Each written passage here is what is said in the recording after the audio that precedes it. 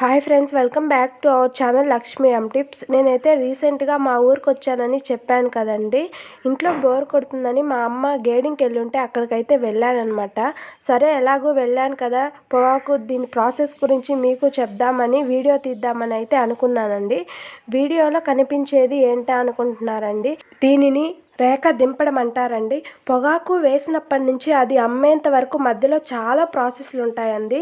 దాంట్లో ఒక ప్రాసెసే ఇదనమాట. పొగాకు మనము ఆకు కొట్టడం అంటారు, అది ఇంకొక వీడియోలో చెప్తాను. ఆకు కొట్టిన తర్వాత ఇలా బ్యార్నీలు అయితే వేసి కాలుస్తారండి. తర్వాత 2 సార్లు అట్లా కాల్చిన తర్వాత దీన్ని అయితే వీడియోలో చూపించినట్లయితే బయట తెచ్చి పెడతారనమాట.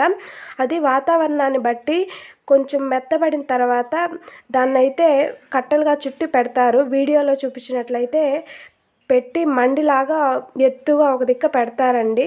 దాన్నైతే గ్రేడింగ్ చేస్తారు. గ్రేడింగ్ ప్రాసెస్ గురించి ఇంకో వీడియోలో తెలుసుకుందాము. వీడియో నచ్చితే లైక్ చేయండి.